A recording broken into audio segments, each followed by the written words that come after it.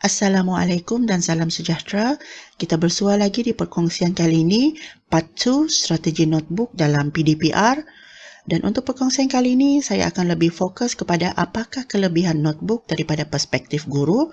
Dan untuk mengetahui apakah kelebihan-kelebihan itu, teruskan bersama saya, Asrifah Coach Plus, untuk perkongsian yang selanjutnya. Terdapat 4 kelebihan notebook yang akan saya jelaskan selepas ini daripada perspektif guru. Pertama, notebook sebagai suatu pentaksiran. Kedua, sebagai medium maklum balas.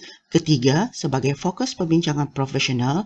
Dan keempat, sebagai penambahbaikan amalan instruksional dalam kalangan guru. Kelebihan notebook yang pertama adalah sebagai suatu kaedah pentaksiran. Pertama, notebook itu merupakan satu koleksi pembelajaran murid. Oleh itu, guru boleh menggunakan ruang ini untuk mentaksir mana-mana kemahiran yang dipaparkan di dalam notebook seperti jadual, diagram, graf ataupun lukisan untuk merekod pembelajaran mereka. Kedua, notebook itu tidak boleh degrade dari segi kekemasan ataupun persembahan hiasan. Memadailah guru fokus kepada soalan-soalan yang diajukan untuk dijawab di dalam notebook kerana soalan-soalan inilah yang menjadi petunjuk prestasi kepada kualiti dan kuantiti pembelajaran murid. Dan yang ketiga, notebook ini hanyalah sebagai salah satu komponen di dalam menunjukkan prestasi keseluruhan murid dalam sesi pembelajaran. Kelebihan kedua ialah sebagai medium maklum balas. Pertama, notebook merupakan satu medium terbaik untuk menyediakan maklum balas murid berdasarkan tugasan mereka melalui soalan-soalan yang diberikan oleh guru dan murid akan menyelesaikan tugasan ini di dalam notebook masing-masing. Kebanyakan murid lebih suka untuk membaca komen-komen guru yang ditulis di dalam buku nota sama ada melalui sticky note ataupun handwriting sebagai respon guru kepada tugasan mereka. Walau bagaimanapun, terdapat sebahagian murid memerlukan maklum balas secara oral. Oleh itu, guru bolehlah memberikan pujian, penugahan positif ataupun pembetulan. Kedua, notebook sebagai modeling adalah untuk membantu murid agar lebih tepat dan jelas menunjukkan idea dan pemikiran mereka melalui format-format yang telah pun dibimbing oleh guru mata pelajaran masing-masing. Kepentingan yang ketiga ialah fokus perbincangan profesional. Pertama, notebook merupakan salah satu titik fokus perbincangan untuk menunjukkan tahap pembelajaran murid. Guru bolehlah menggunakan notebook untuk dibincangkan semasa perjumpaan ataupun konferens bersama ibu bapa untuk menunjukkan kemajuan pembelajaran anak-anak mereka. Fokus perbincangan juga boleh berlaku dalam 3 arah.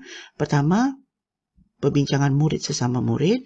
Kedua, perbincangan guru sesama guru.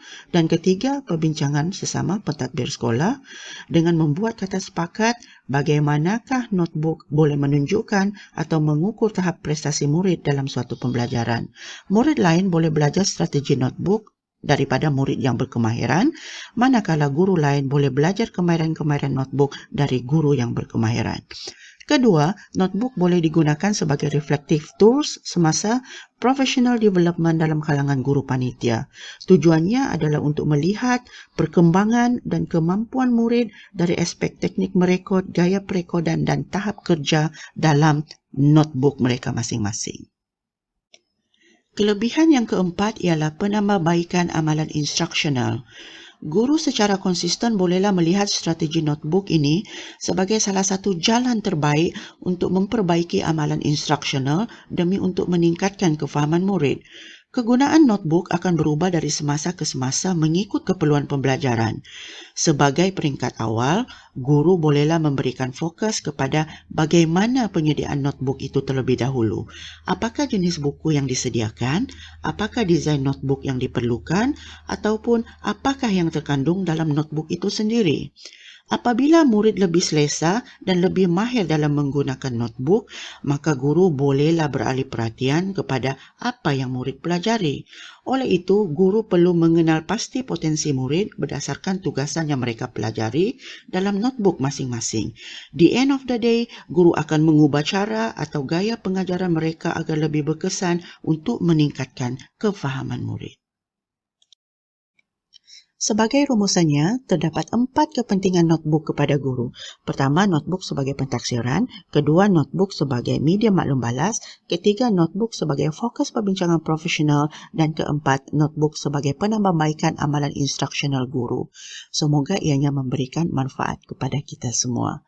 Sebelum kita berpisah, jangan lupa subscribe, like and share my YouTube channel Asrifah Coach Plus untuk banyak lagi video-video menarik selepas ini. Sehingga kita berjumpa lagi. Bye.